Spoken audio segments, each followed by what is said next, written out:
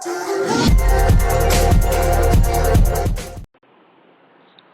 Good morning बच्चों। आज का नया टॉपिक है हम लोगों का ओम्स लॉ। ये आप लोगों ने क्लास 10th में थोड़ा सा पढ़ा होगा, ओम्स लॉ। ओम्स लॉ में क्या है कि अगर हमारे पास कोई भी वायर है, हम लोग बल्ब ले सकते हैं, कोई इस तरह का कोई वायर ले लिया हमने, इसको पहले बोला जाता है रेजिस्टिव वायर, रेजिस्टेंस। और एक बैटरी और एक स्विच हमने लगा दिया यहाँ पे।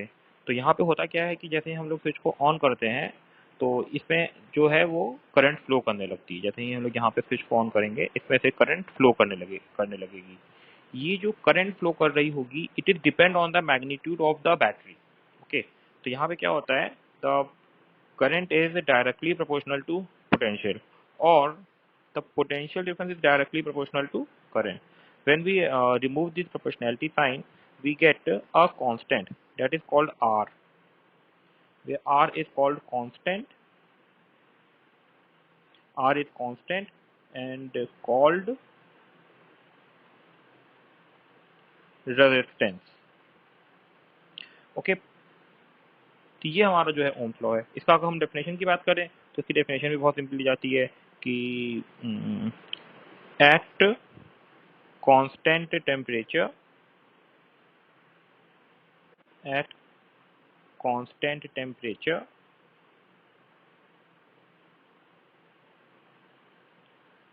the potential difference is directly proportional to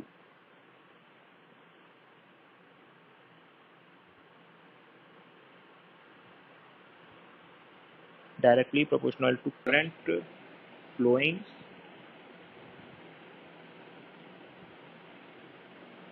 through conductor। थोड़ी बात करेंगे। तो now the R is resistance। तो R की वैल्यू की अगर हम बात करें तो ये होगा V upon I। V means volt, I means ampere. तो अगर हम लोग यूनिट ऑफ रेजिस्टेंस की बात करें, यूनिट ऑफ रेजिस्टेंस, तो ये हमारे पास आता है ओम। इसको हम लोग इस तरह के एक लेटर होता है जिससे हम लोग इसको रिप्रेजेंट करते हैं। इसके अलावा हम लोग को पता है कि जो रेजिस्टेंस है ये क्या है। हम लोग इसकी अगर हम बात करें, what is resistance, what is resistance, तो this is the property of wire, this is the property of wire, property of wire which opposes the flow of charge। this opposing property, this opposing property is known as resistance। इसी opposing property को हम लोग क्या नाम दे दिए हैं, resistance. अब ये जो रेजिस्टेंस होता है इसकी वजह से वायर के अंदर हीट जनरेट होता है। इस रेजिस्टेंस की वजह से बहुत सारी चीज़ें आती हैं, तो वो हम लोगों को आगे धीरे से पढ़नी होती हैं। चलो, अब अगर हम लोग इसी ओम्स लॉ को हम लोग प्रैक्टिकली करते हैं तो हम लोगों को एक ग्राफ मिलता है। तो वो ग्राफ जरा हम डिस्कस करते हैं। Graph of Ohm's law, graph of Ohm's law. तो इस पे दो तरह के ग्राफ मिलते हैं, एक V वर्सेस I ग्राफ होता है और एक I वर्सेस V ग्राफ होता है तो दोनों एक ही जैसे, तो थोड़ा सा ही दोनों में डिफरेंस है। क्या डिफरेंस है, the graph is always obtain straight line, क्योंकि यहाँ पे V is directly proportional to I है, तो V is equal to RI लिखते हैं। तो R इज इक्वल टू हम लोग लिखते हैं V अपॉन I। तो यहाँ से क्या होगा कि जो slope of V versus I graph है, दिस गिव्स द रेजिस्टेंस। मतलब अगर हम यहाँ पे इस तरह का स्लोप कैलकुलेट कर लें, अगर ये एंगल थीटा है, इसको हम लोग डेल्टा वी ले लें इतने को, और इतने वाले को डेल्टा आई ले लें, तो यहाँ से आर इज इक्वल टू लिखा जाएगा हमारे पास tan theta is equal to delta V upon delta I. यहाँ से हमको एक ग्राफ मिल जाएगा। ये होगा वी वर्सेस आई ग्राफ के लिए। ठीक है। अब मान लीजिए कि हमारे पास अगर दो ग्राफ हम इस चीज पे बना ले, वी वर्सेस आई ग्राफ पे, वी वर्सेस आई ग्राफ पे मेरे पास दो ग्राफ बन जाए इस तरह से, this is first and this is second, और हमसे पूछा जाए कि बताइए किस ग्राफ का रेजिस्टेंस ज्यादा है, which graph has the largest resistance, this is theta one and this is theta two. तो हमको पता है कि theta one is less than theta two, तो therefore tan theta one is less than tan theta two, तो therefore resistance of one is less than resistance of, ये वाला formula हमने यहाँ पे अप्लाई कर लिया। नाउ अगर हम लोग आई वर्सेस वी ग्राफ के लिए काम करें, तो हमको पता है कि जैसे v is directly proportional to I है, तो उसी तरह से i is also directly proportional to v। तो जब यहाँ पे प्रोपोर्शनैलिटी हटा रहे हैं तो R I is equal to v हो गया, तो i इज इक्वल टू होगा v अपॉन आर। ठीक है, तो अगर i वर्सेस v का हम लोग ग्राफ बनाते हैं, तो यहाँ से जो r का वैल्यू आएगा वो कितना आएगा, वो आ जाएगा v अपॉन आई। लेकिन हमारे पास तो i वर्सेस v का ग्राफ है, तो इसको हम लोग रिप्लेस कर सकते हैं, one upon R is equal to I upon v।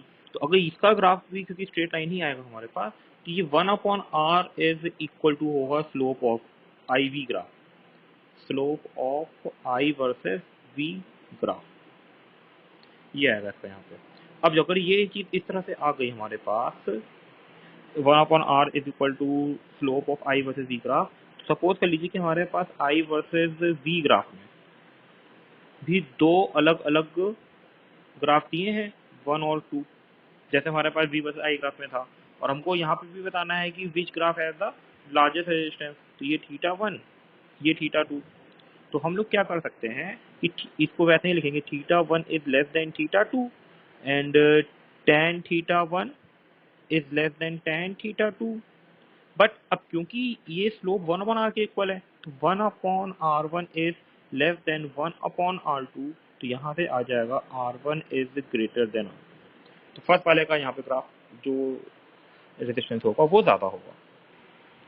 Resistance of a conductor is depend on temperature, इसको हम लोग थोड़ा देर बाद पढ़ेंगे, लेकिन यहाँ पे हम बता दे रहे हैं कि डायरेक्टली प्रोपोर्शनल है। अगर डायरेक्टली प्रोपोर्शनल है तो v वर्सेस i के ग्राफ में अगर हमको दो अलग अलग ग्राफ मिले हुए हैं, एक लाइन मिली है फर्स्ट वाली, एक लाइन मिली है सेकंड वाली, फर्स्ट वाली लाइन का टेम्परेचर T1 है, सेकंड वाली लाइन का टेम्परेचर T2 है, क्योंकि R is directly proportional to temperature है, तो हम लोग यहाँ पे ये कह सकते हैं कि R जो होगा वो direct is equal to slope of v versus i graph होता है। तो R को हमने रिप्लेस कर दिया टेम्परेचर से, तो T is equal to slope of graph v versus i। अब क्योंकि ग्राफ से मालूम चल रहा है कि theta one is less than theta two, तो tan theta one is also less than tan theta two, और थीटा वन अगर छोटा है थीटा टू से, tan थीटा वन, तो इसका मतलब है कि slope tan theta is equal to होता है स्लोप, तो slope of one is less than slope of two, slope of one का मतलब t1 is less then t2, तो दिस इज अवर रिजल्ट। एकदम इसी तरह से आप लोग जो है इसके लिए कर सकते हैं कि अगर हमारे पास एक आई वर्सेस वी ग्राफ हो, तो आई वर्सेस वी ग्राफ में कुछ हमको इस तरह से मिलता है, ये थीटा वन है, ये थीटा टू है, ये फर्स्ट है, ये सेकंड है, ये T1 है, ये T2 है, तो यहाँ पे क्या होगा, एग्जैक्टली उल्टा होता है, क्योंकि यहाँ पे one upon R is equal to होता है slope of I versus V graph, तो यहाँ पे हमारा पास वन अपॉन टी होगा is equal to slope of I versus T graph, तो इसका मतलब theta one is less than theta two, तो tan theta one is less than tan theta two, तो इसका मतलब हुआ कि slope of one is less than slope of to. ठीक है, इसका मतलब हुआ कि one upon T one is less than one upon T two, तो यहाँ पे हमारे पास क्या आ जाएगा, T two is greater than, नहीं, T one is greater than T two, T one is greater than, T one is greater than T, ये आ जाएगा यहाँ पे। अब हमने यहाँ पे ये देखा कि इस पर्टिकुलर टॉपिक में कि जो हमारे पास v versus I versus v का ग्राफ है वो स्ट्रेट लाइन आ रहा है, but it is not always happen, हमेशा v वर्सेस i का ग्राफ किसी भी कंडक्टर के लिए स्ट्रेट लाइन नहीं होता है, it is depend on the different different situation. कभी कभी ये स्ट्रेट लाइन आता है, कभी कभी ये नॉन स्ट्रेट लाइन आता है, लीनियर नहीं आता है, कर्वेचर में आ जाता है। तो हमारे पास जो कंडक्टर होते हैं वो दो तरह के कंडक्टर होते हैं, हम लोग कहते हैं, एक होते हैं ओमिक कंडक्टर, एक होते हैं नॉन ओमिक कंडक्टर। जो हमारा अगला टॉपिक है वो यही है, ohmic conductor and non ohmic conductor, ohmic and non ohmic conductor, ohmic and non ohmic conductor. Now the next topic is ohmic and non ohmic conductor. अब ओमिक और non ohmic conductor क्या है, अगर हम लोग उसको डिफरेंशिएट करना चाहें तो इसमें ओमिक का मतलब होता है ohmic conductor follow Ohm's law, that is the graph of these the VI graph of these conductor, the VI graph of the VI graph of these conductor are straight line।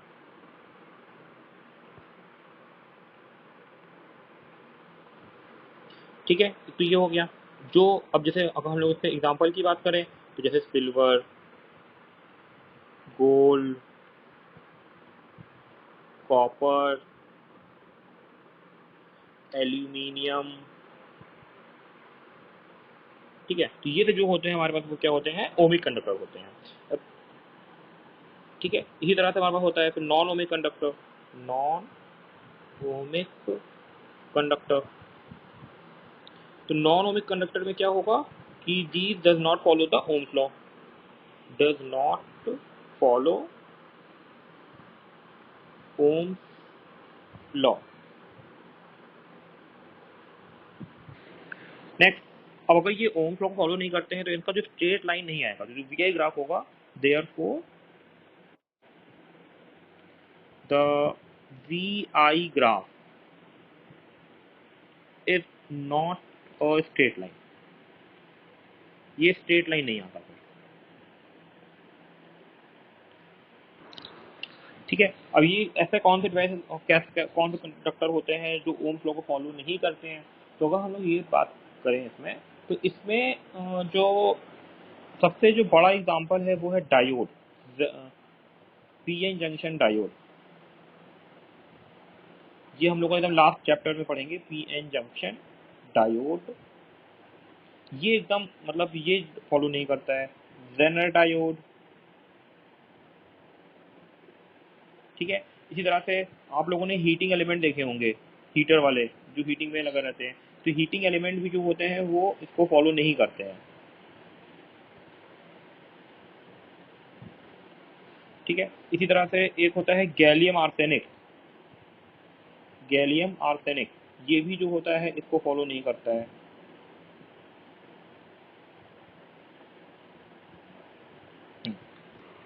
Now the next topic is limitations of Ohm's law. तो वो होता क्या है कि जैसे ohmic conductor और non ohmic conductor तो हम लोगों ने देखा, तो जो ओमिक और नॉन ओमिक कंडक्टर होते हैं तो ओम्स लॉ फॉलो हो रहा है कि ओम्स लॉ फॉलो नहीं हो रहा है। कुछ ऐसे कंडक्टर होते हैं जो ओम्स लॉ को फॉलो तो करते हैं लेकिन कुछ रेंज में फॉलो करते हैं फिर उसको फॉलो नहीं करते हैं।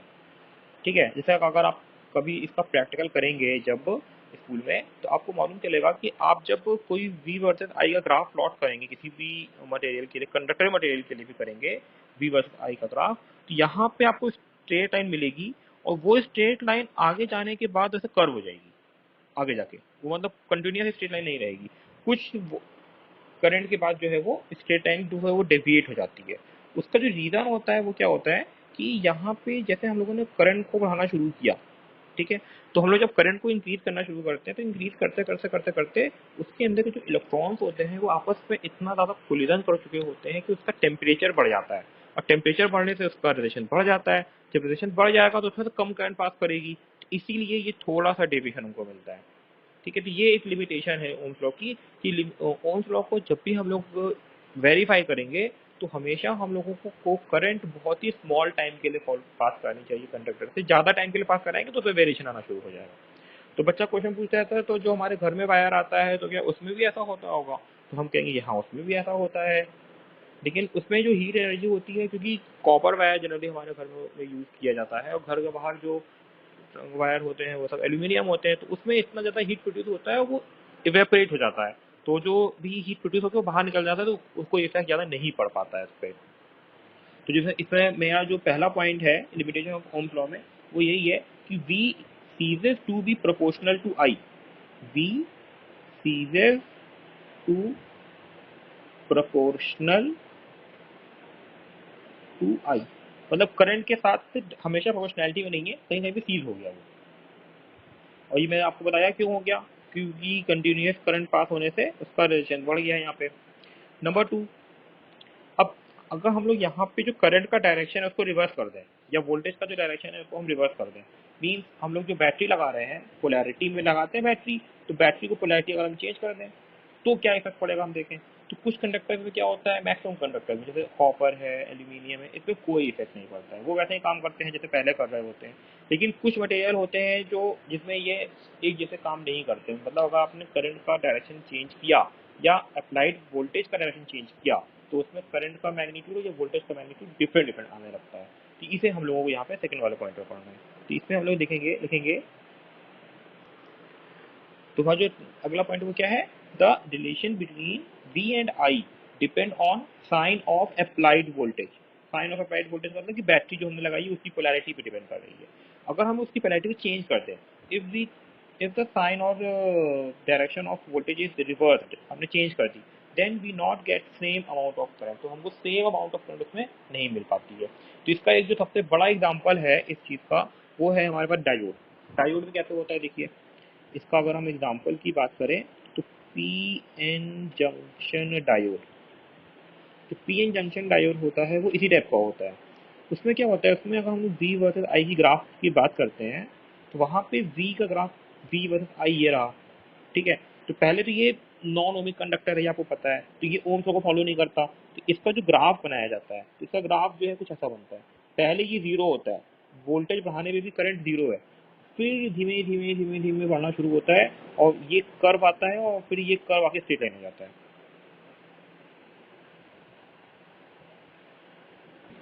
तो इसका ग्राफ कुछ ऐसा बनता है, तो यहाँ से लेके यहाँ तक ये कर्व है और फिर आगे जाके ये स्ट्रेट लाइन में इस तरह से इंक्रीज हो जाता है।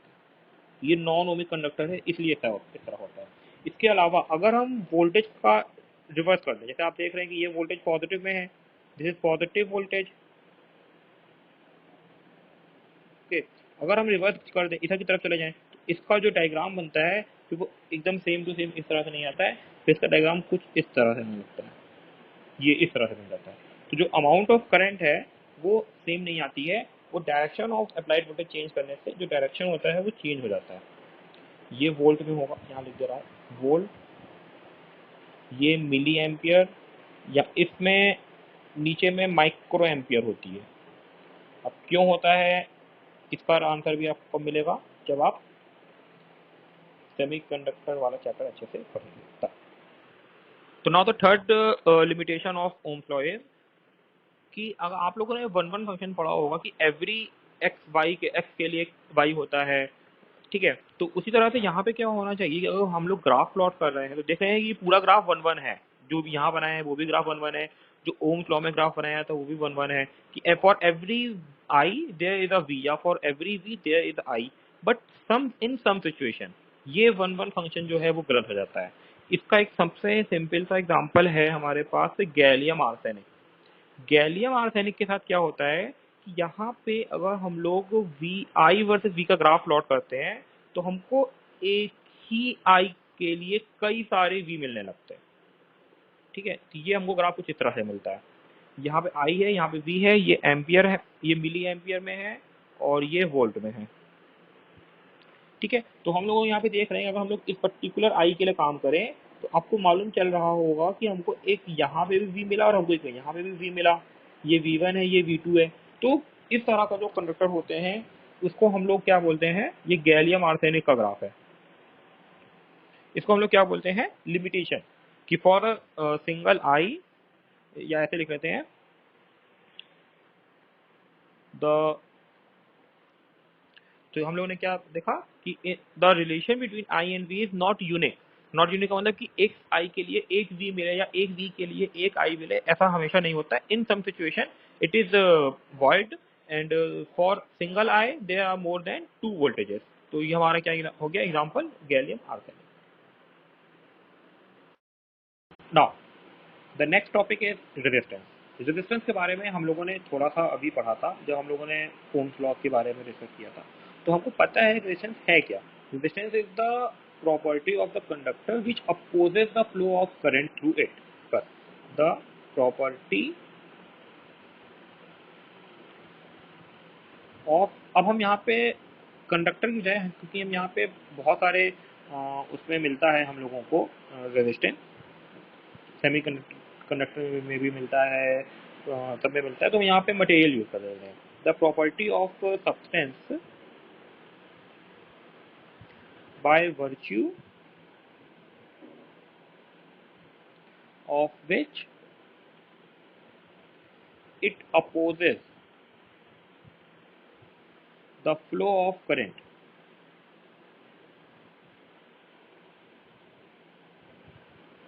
through it is known as resistance. ठीक है, मतलब कि वो फ्लो करने में जो करंट को अपोज कर रहा है, इसीलिए इसका नाम क्या रख दिया गया है, रेजिस्टेंस. अब यहाँ पे क्वेश्चन उठता है कि रेजिस्टेंस होता क्यों है. यहाँ पे अगला टॉपिक हम लोग देख लेते हैं, कॉज ऑफ रेजिस्टेंस. क्यों होता है resistance?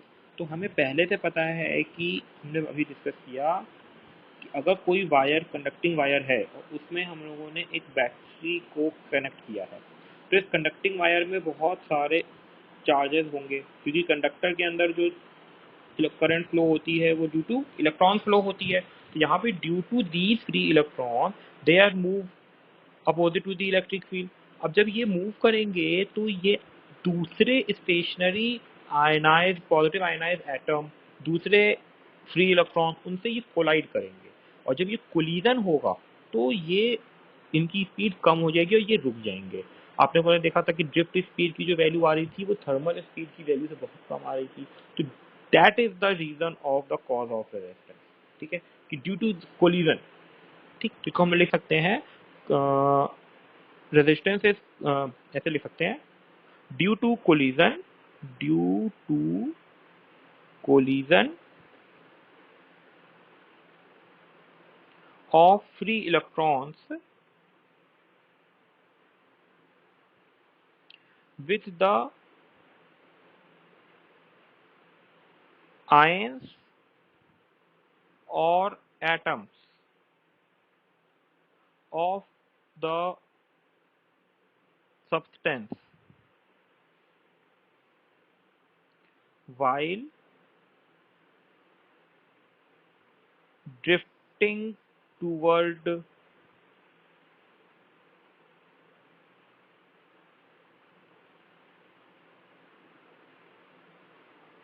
the positive end of the conductor.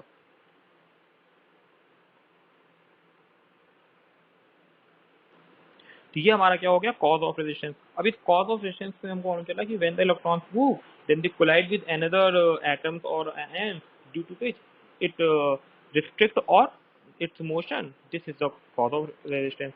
फिर आते हैं हमारे पास factors on which resistance depend. Factors on which resistance depend.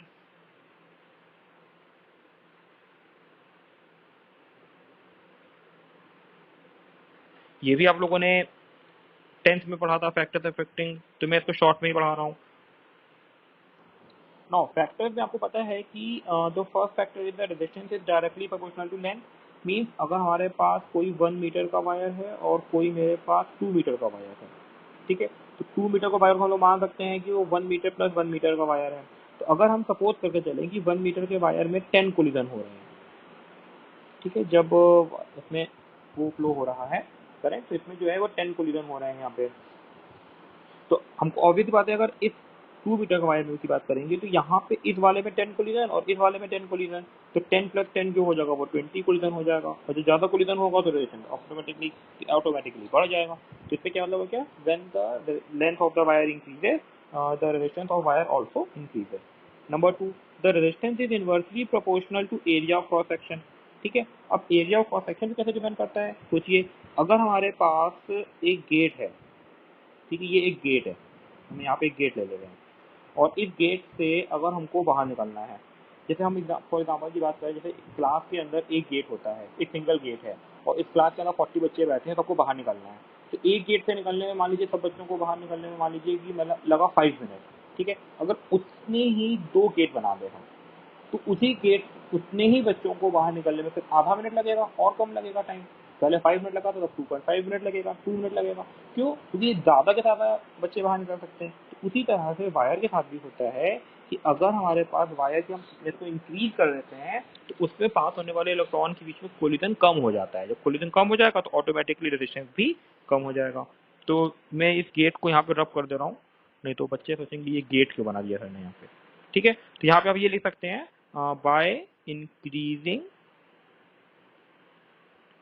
by increasing area of cross section of wire, the collision between electrons and atom decreases। अब अगर ये collision कम हो जाएगा तो ऑटोमेटिकली हमारा रेजिस्टेंस कम हो जाएगा, इसीलिए यहाँ पे R और A के बीच में इनवर्सली प्रोपोर्शनल का रेशियो आया। Next, the resistance is depend on temperature. Resistance is depend on temperature. जैसे जैसे टेम्परेचर बढ़ता है वैसे वैसे हमारा जो रेजिस्टेंस है वो बढ़ता है। And number 4 is resistance is depend on nature of material. Nature of material, material की नेचर पे भी डिपेंड करता है। ये जो थर्ड पॉइंट और फोर्थ पॉइंट है इसको डिस्कस करने के लिए अगला हम लोग टॉपिक पढ़ेंगे, उसमें हम लोग इसको ज़्यादा अच्छे से डिस्कस करेंगे। यहाँ पे इतना ही। तो हम लोगों ने जो पीछे के जो 2 पॉइंट पढ़े, ये वाले जो 2 पॉइंट हमने यहाँ पे देखे कि जिसमें हमको ये बताया गया था कि resistance is depend on length and resistance is depend on area. इन दोनों को अगर हम इक्वेशन 1 और इक्वेशन 2 ले लें तो हम इन दोनों को कंबाइन कर सकते हैं। तो when we combine equation 1 and equation 2, combining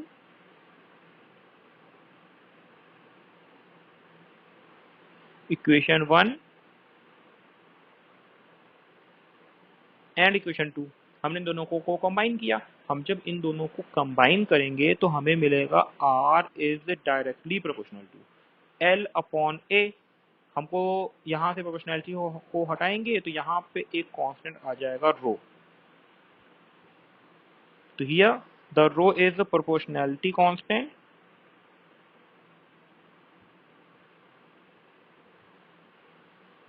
here rho is proportionality constant and called specific resistance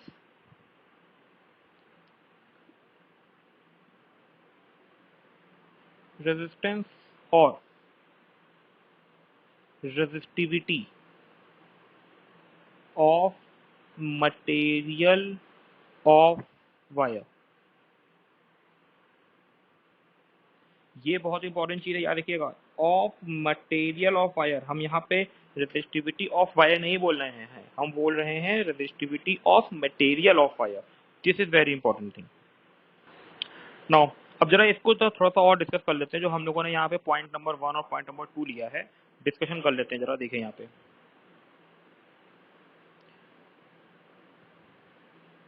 discussion on point 1 and point 2।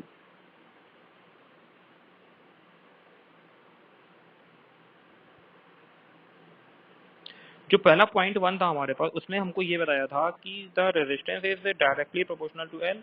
और जो हमारा पॉइंट 2 था उसने हमको बताया the resistance is inversely proportional to point ए।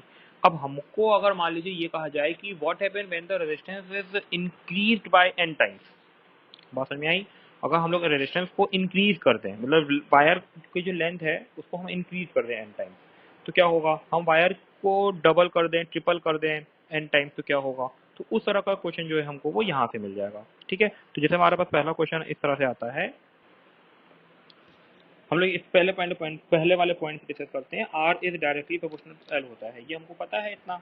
ठीक है, तो हमने क्या किया कि एक वायर है जिसका रेजिस्टेंस R है, उसकी लेंथ कुछ होगी। हमने क्या किया? कट किया, cut in n equal part. हमने n इक्वल पार्ट में इसको कट कर दिया, तो एक पार्ट का जो वैल्यू आएगा वो होगा R upon n। Now the second point is when the length of wire is increased by n times. Means अगर मेरे पास ये एक वायर है, इसका हमने लेंथ लिया L, कैपिटल L, इसका हमने एरिया ऑफ क्रॉस सेक्शन लिया A, कैपिटल A, ठीक है। अगर हम इसको इंक्रीज कर दें n टाइम्स, तो मतलब कि ये मेरे पास एक हमने इंक्रीज किया तो ये हमारा वायर बना, ठीक है। इसकी जो लेंथ होगी हम उसको स्मॉल एल ले लें, ठीक है, और जो इसका एरिया होगा उसको हम स्मॉल ए ले लें। तो एल, अब सबके बीच में रिलेशन जरा देखते हैं क्या आएगा। पहला पहला पॉइंट इसमें कि हमको पता है जो एल होगा वो एन एल के इक्वल होगा, क्योंकि जो ओरिजिनल लेंथ एल थी उसका एन टाइम्स किया है मैंने, ठीक है।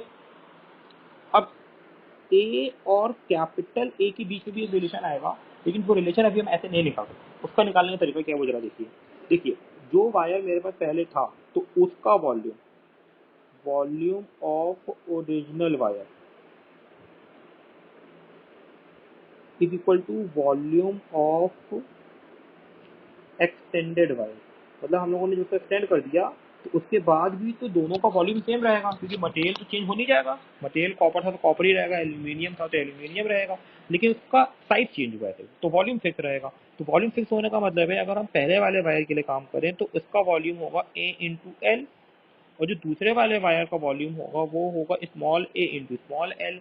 अब ऐसा क्यों होगा? क्योंकि हम लोग वॉल्यूम का सिंपल फॉर्मूला होता है base area multiplied by height. तो बेस एरिया ए हो गया, हाइट एल हो गई। अब अगर हम स्मॉल एल की जगह पे वैल्यू रख दें तो स्मॉल एल की जगह पे वैल्यू रखेंगे तो आएगा एन इंटू कैपिटल एल। तो कैपिटल एल से कैपिटल एल कैंसिल हो जाएगा, तो बचेगा क्या? Capital A is equal to A into small N. यहाँ से स्मॉल ए का वैल्यू आ जाएगा। तो मतलब ये हुआ कि small A is equal to होता है ए अपॉन एन, और एल इज इक्वल टू हो गया एन एल, ठीक है। अब हमको रेजिस्टेंस की बात करनी थी। सपोज ओरिजिनल वायर का रेजिस्टेंस आर है और एक्सटेंडेड वायर का रेजिस्टेंस आर प्राइम है, ठीक है। अब क्या करेंगे? तो जो हमारे पास आर होगा उसका फॉर्मूला है रो एल अपॉन ए, जो आर प्राइम होगा उसका फॉर्मूला आएगा रो स्मॉल एल अपॉन स्मॉल ए, ठीक है। हम लोग इसमें फॉर्मूले में रख दें वैल्यू, तो ये आ गया हमारे पास R prime is equal to rho small L की जगह पे एन एल लिख देंगे और स्मॉल ए की जगह पे ए अपॉन एन लिख देंगे। तो ये क्या बन गया? R prime is equal to N square R L upon A. अब देखिए आर एल अपॉन ए जो है वो कैपिटल आर की इक्वल है, तो R prime is equal to हो गया एन स्क्वायर आर। मतलब अगर हम वायर को एक्सटेंड कर रहे हैं खींच के एन एन टाइम्स, तो जो उसका नया रेजिस्टेंस होगा वो हो जाएगा एन स्क्वायर। हाँ वो रो होगा, ठीक ठीक, ये वाला वैल्यू यहाँ पे रो होगा, सॉरी सॉरी गलती हो गया, ये रो होगा। अब क्वेश्चन उठता है सर आपने रो क्यों नहीं चेंज किया? क्योंकि rho is the property of material of wire. तो प्रॉपर्टी पे डिपेंड करती है, तो प्रॉपर्टी तो चेंज होगी नहीं। कॉपर को अगर हम एक्सटेंड करेंगे तो भी वो कॉपर रहेगा, इसीलिए यहाँ पे जो इसका नया रेजिस्टेंस हो गया वो R prime is equal to N square R हो गया। इसको आप अच्छे से लिख लीजिए, समझ लीजिए। यहाँ पे हम जब इसको सॉल्व करेंगे तो ये हो जाएगा rho N square rho L upon A, और रो एल अपॉन ए को हम लोग क्या ले सकते हैं? आर। तो ये हो गया N square R, R prime is equal to N square R. Now let's talking about resistivity. तो आपको पता है कि रेजिस्टेंस इज इक्वल टू होता है रो एल अपॉन ए, भैया A is area, L is length N. तो यहाँ से अगर हम लोग रो की वैल्यू देखें तो ये आएगा आर ए अपॉन एल। तो यहाँ पे अब यूनिट की बात करें, यूनिट ऑफ रो, तो आर की यूनिट होती है ओम, एरिया की यूनिट होती है मीटर स्क्वायर, लेंथ की यूनिट होती है मीटर। तो ये हो जाएगा ohm into metre. Sometimes the question ask what is resistivity. तो रेजिस्टिविटी की डेफिनेशन कैसे देंगे ये आप देखिए। इसको देने के लिए हम लोग क्या लिखेंगे यहाँ पे, if A is 1 metre square, L is 1 metre, then rho is equal to R. इसको हम लोग स्टेटमेंट के फॉर्म में क्या लिखा जाएगा इसको, लिखा जाएगा resistivity is numerically equal to, now तो resistivity is defined as resistivity is numerically equal to the resistance of a substance having unit area of cross section and unit length। ठीक है, अब हमारे पास ये आ गया। अगर हम इसका डायमेंशन की देखें, डायमेंशन क्या आना चाहिए, तो अगर हम लोग इसका डायमेंशन देखेंगे तो इसको हम लोग यूनिट तो आ रहा है ओमीटर, तो इसका डायमेंशन होगा ml3t-3a-2, ये भी निकाल लीजिएगा, आपको मिल जाएगा। ठीक है, अब हमारे पास एक रिलेशन आता है, वो हम रिलेशन देखते हैं। रिलेशन, इसको नेक्स्ट पेज पे करते हैं। Now the topic is relation between resistivity and relaxation time. हमने यहाँ पे एक कंडक्टिंग वायर लिया है, उसमें एक बैटरी लगाई है, बैटरी V वोल्टेज की है, और इसके अंदर जो करंट फ्लो कर रहा है वो I करंट फ्लो कर रहा है। तो हमको पता है from Ohm's law, from Ohm's law जो होता है वो होता है V इक्वल टू I। तो मैंने V इक्वल टू IR लिखा। R जो होता है वो होता है हमारे पास रेजिस्टेंस, तो रेजिस्टेंस का फॉर्मूला होता है रो एल अपॉन ए, तो मैंने R की जगह पर रो एल अपॉन ए लिख दिया। I की वैल्यू, I और VD के बीच में हमने रिलेशन पढ़ा था, I is equal to NEAVD, तो मैंने I की जगह पे NEAVD लिख दिया, तो A से A कैंसिल हो गया। ठीक है, तो क्या बचा NEVD into rho into L. Okay, अब VD जो है वो ड्रिफ्ट वेलोसिटी है, तो ड्रिफ्ट वेलोसिटी का फॉर्मूला होता है E tau by m, where E small e electronic charge, capital E electric field inside the conductor, tau is relaxation time, m is mass of electron. यहाँ पे हमने जब रखा तो कुछ इस तरह से आया NE टाउ बाई m। और फिर उसके बाद हमें क्या मालूम चला कि ये जो हमारे पास ये आ रहा है, इसमें से E और L को अगर हम मल्टीप्लाई कर लें तो E और L को मल्टीप्लाई करेंगे तो V आएगा। तो मैंने E और L को एक साथ ब्रैकेट में रख लिया और बाकी सबको अलग से लिख लिया, NE square tau rho upon m। तो E इंटू एल को V लिख लिया, तो V से V कैंसिल हो गया। जब ये कैंसिल हो गया V से V, तो क्या बचा NE1 is equal to NE square tau by m into rho. अब रो की वैल्यू चाहिए थी मुझे, तो रो को यहाँ रखा, बाकी सब उधर ट्रांसफर कर दिया। Rho is equal to m upon NE square tau हमारा आ गया। अब यहाँ से हमें समझ में आएगा कि on which factor the rho is depend. तो इसको आप देखिए जरा, तो रो का जो फॉर्मूला आया है वो आया है m upon NE square tau. तो यहाँ पे आपको ये दिखता होगा कि दो चीज तो कांस्टेंट है, एक m कांस्टेंट है और E कांस्टेंट है। m मास ऑफ इलेक्ट्रॉन है, मास ऑफ इलेक्ट्रॉन कांस्टेंट, और E electronic charge,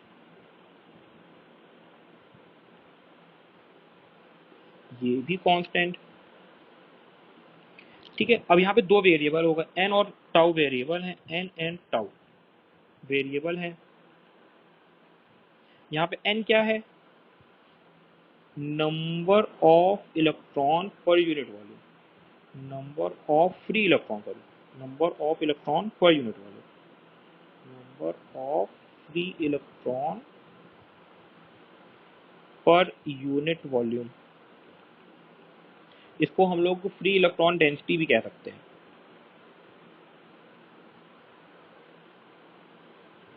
free electron density. और जो टाउ है ये रिलैक्सेशन टाइम है। अब जिन जिन फैक्टर पे n और टाउ डिपेंड करते होंगे उन सारे फैक्टर पे हमारा रो डिपेंड करेगा।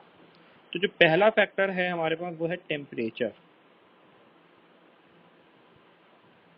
अब कैसे है टेम्परेचर जरा समझिए।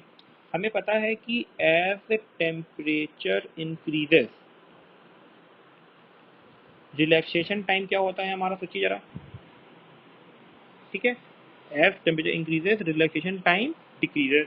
क्यों? क्योंकि जब थर्मल वेलोसिटी इंक्रीज करेगी due to increase in temperature, दो कोलिजन के बीच में लगने वाला टाइम कम हो जाएगा। जब दो कोलिजन के बीच में लगने वाला टाइम कम हो जाएगा तो इस इक्वेशन से अगर आप देखें, इस इक्वेशन से, तो जब टाउ कम होगा तो रो ऑटोमेटिकली बढ़ जाएगा, तो रो इज इंक्रीजेस। तो यहाँ पे ये एक पॉइंट आ गया, एज टेम्परेचर इंक्रीजेस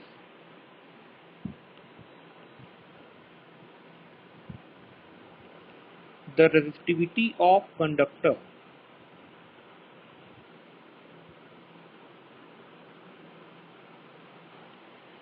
इंक्रीजेस। अब क्वेश्चन उठता है सर, अगर कंडक्टर की रेजिस्टिविटी इंक्रीज होती है तो क्या किसी की रेजिस्टिविटी कम होती है? तो इसका एक पॉइंट है, 3 ग्राफ है, वो हम 3 ग्राफ भी डिस्कस करते हैं थोड़ी देर में। इस तो ये पॉइंट हो गया हमारे पास। दूसरा पॉइंट जो आता है वो आता है नेचर ऑफ मटेरियल। कैसे आता है नेचर ऑफ मटेरियल पे, जरा देखिए। नेचर ऑफ मटेरियल, अगर आपने देखा हो कॉपर के में आउटर मोस्ट पे 2 इलेक्ट्रॉन होते हैं, क्यूप्रिक में 1 इलेक्ट्रॉन होता है, एल्यूमिनियम में 3 इलेक्ट्रॉन होते हैं, ठीक है। तो अगर हम लोग देखें कि कॉपर और एल्यूमिनियम, तो कॉपर ज़्यादा अच्छा कंडक्टर माना जाता है कि एल्यूमिनियम? सोचिए, कॉपर है और एल्यूमिनियम है। कॉपर के पास 2 इलेक्ट्रॉन है आउटर मोस्ट में और एल्यूमिनियम के पास 3 इलेक्ट्रॉन है। तो आपको क्या लगता होगा, अगर हम सेम मास का 2 कॉपर और एल्यूमिनियम ले लें तो आपको लगेगा, दिख रहा होगा कि कॉपर के पास 2 है, एल्यूमिनियम के पास 3 है। जिसके पास ज़्यादा इलेक्ट्रॉन, फ्री इलेक्ट्रॉन होंगे तो वो सारे मूव करेंगे, उनको ज़्यादा अच्छी करंट मिलेगी। तो ऐसा नहीं है, होता उल्टा है। कैसे उल्टा होता है? जब आपके पास n इंक्रीज करेगा, एज n इंक्रीजेस, मतलब आपका फ्री इलेक्ट्रॉन डेंसिटी इंक्रीज हो जाएगी। तो होगा क्या, जो फ्री इलेक्ट्रॉन डेंसिटी इंक्रीज होने से इलेक्ट्रॉन आपस में ज़्यादा कोलिजन करेंगे। जब फ्री इलेक्ट्रॉन, और एक और एलिमेंट ले लेते हैं सिल्वर, जिसके ऑटोमोस में एक ही इलेक्ट्रॉन है, तो फ्री इलेक्ट्रॉन डेंसिटी इंक्रीज होने से इलेक्ट्रॉन के बीच में ज़्यादा कोलिजन होगा। जब ज़्यादा कोलिजन होगा तो टाइम डिफरेंस कम हो जाएगा। जब टाइम डिफरेंस कम हो जाएगा तो रो ऑटोमेटिकली बढ़ जाता है। यहाँ पे होता है क्या है, एन की इंक्रीज होने से टाउ डिक्रीज होता है, और यहाँ पे एन जितने टाइम इंक्रीज होता है उससे ज़्यादा टाइम टाउ डिक्रीज होता है। तो टाउ का इफेक्ट ज़्यादा बढ़ता है विद कंपेरिजन टू एन। इसीलिए हम लोग बोलते हैं, इसको लिख लेते हैं कि as N increases the number of collision increases, which results relaxation time decreases,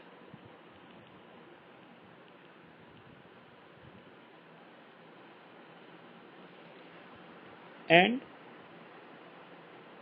for this reason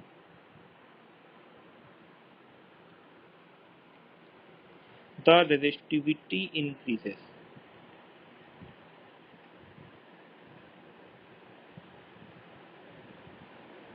अब जो हमने बताया ना कि एन के बढ़ रहा है और टाउ कम हो रहा है, तो उन दोनों में कौन ज्यादा इफेक्ट कर रहा है? टाउ ज्यादा इफेक्ट कर रहा है, ये हमको याद रखना है यहाँ पे। तो वो हम अगले पेज पे बता दे रहे हैं कि एज एन इंक्रीजेस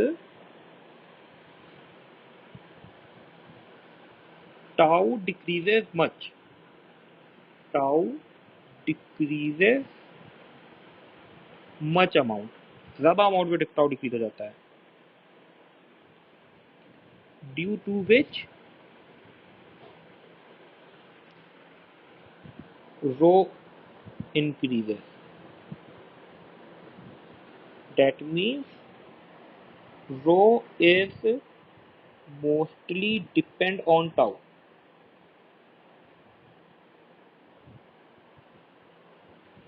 ठीक है, इसीलिए आपको ने देखा होगा कि सिल्वर जिसके आउटरमोस्ट में 1 इलेक्ट्रॉन है, that is the much much better conductor than the copper जिसके आउटरमोस्ट में 2 इलेक्ट्रॉन है, and copper is much better conductor than the aluminium. ठीक है, तो इसीलिए जिसके आउटरमोस्ट में जितने कम फ्री इलेक्ट्रॉन होंगे उतने कम कोलिजन होंगे, तो वो उतना अच्छा हमारा लिए कंडक्टर माना जाएगा। तो हम लोग यहाँ पे देख सकते हैं कि सिल्वर की जो रेजिस्टिविटी वो 1.59 है, कॉपर 1.68 एंड एल्यूमिनियम इज 2.65। जबकि सिल्वर के आटोमोस में 1 इलेक्ट्रॉन है, कॉपर के आटोमोस में 2 इलेक्ट्रॉन है और एल्यूमिनियम के आटोमोस में 3 इलेक्ट्रॉन है। तो देखिए 2 से 3 में होने में कितना ज़्यादा डिफरेंस आ गया यहाँ पे। तो इसीलिए जितना ज़्यादा फ्री इलेक्ट्रॉन उतना ज़्यादा रेजिस्टिविटी। हम लोगों ने टेम्परेचर के लिए जो पहले पॉइंट पे बात की थी उसी में थोड़ा हम एक्सटेंड कर रहे हैं टेम्परेचर के लिए भी। तो हमने देखा था कि as temperature increases, as T increases, resistivity increases. ठीक है, तो इसका एक फॉर्मूला होता है, उस फॉर्मूले से हम लोग काम कर सकते हैं। Rho is equal to rho naught 1 plus alpha time से डेल्टा टी। इसमें रो, इसमें सब क्या है मैं बता दे रहा हूँ। जो अल्फा है उसको बोलते हैं कोफिशिएंट ऑफ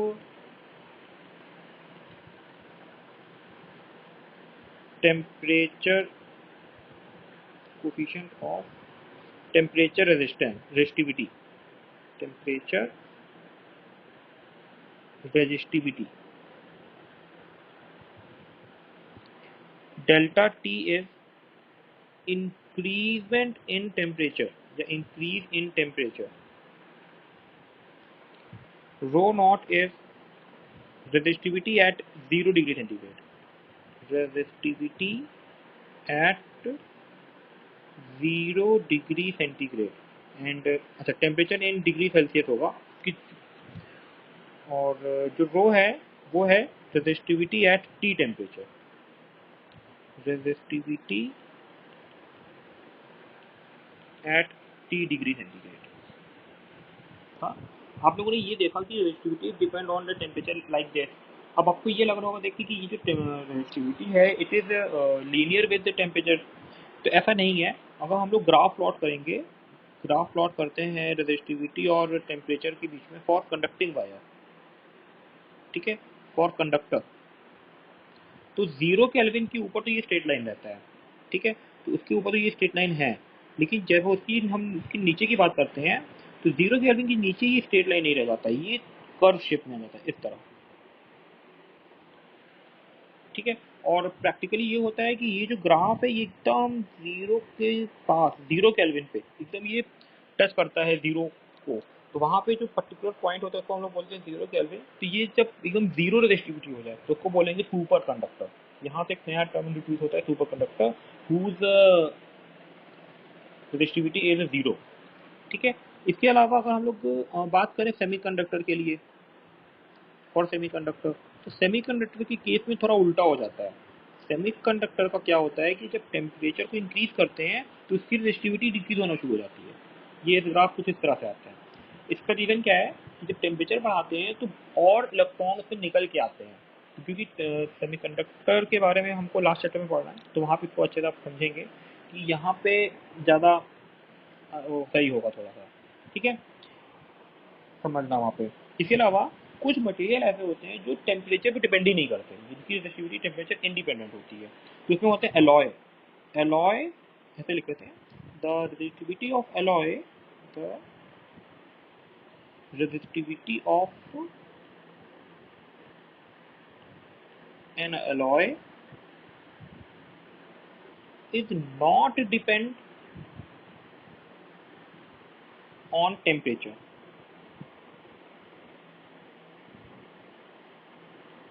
वो रेजिस्टिविटी जो है वो टेम्परेचर पे डिपेंड ही नहीं करती। अब टेम्परेचर पर अगर डिपेंड नहीं करती है तो क्या होता है और क्यों होता है, तो जब वो टेम्परेचर पर डिपेंड नहीं करेगी तो उसका जो ग्राफ प्लॉट होता है कुछ ऐसा होता है। ये एलॉय के लिए हम लोग बात कर रहे हैं, ये टेम्परेचर है, ये रेजिस्टिविटी है, तो एकदम थोड़ा सा डिपेंडेंस है। अगर आप ग्राफ को समझेंगे थोड़ा सा तो इसमें आएगा, लेकिन ज़्यादा डिफरेंस नहीं आएगा इस ग्राफ में।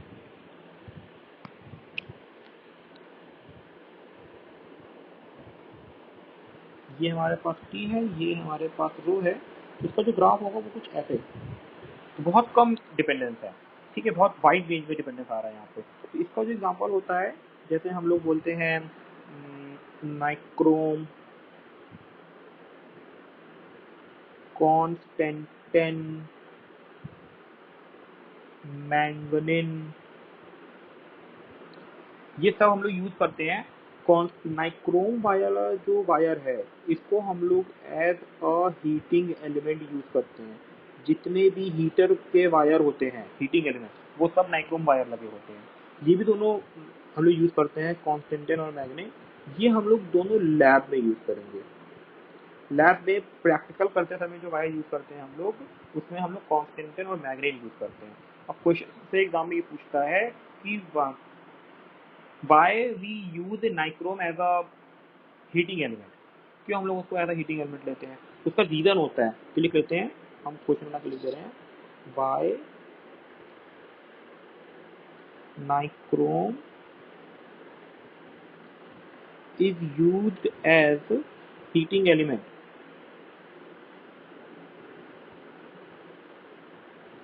तो जिसका आंसर है वो ये होता है because its temperature coefficient